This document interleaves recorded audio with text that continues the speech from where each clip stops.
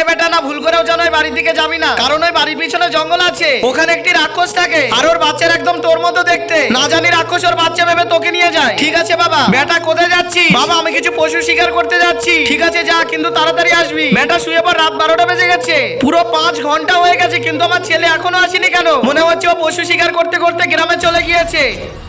আরে ও এখানে শুয়ে আছে। আরে রাক্ষস আমার বন্ধুর বাচ্চা নিয়ে যাচ্ছে। আরে বন্ধু ও রাক্ষস তোর বাচ্চাকে নিয়ে চলে গেছে। কি? হ্যাঁ তাড়াতাড়ি ওই তান্ত্রিক বাবার কাছে চল। আরে বাবা আমাকে সাহায্য করো, ওই জঙ্গলের রাক্ষস আমার ছেলেকে তুলে নিয়ে গেছে। আচ্ছা চলো গিয়ে দেখি। কে তুমি?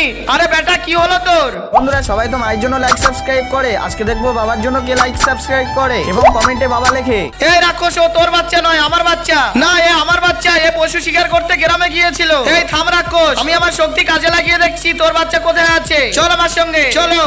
ওই তোর বাচ্চা। বাবা তোর বাচ্চা রাস্তা ভুলে গিয়েছিল, এই জন্য নদীর পাড়ে এসে বসেছিল। বেটা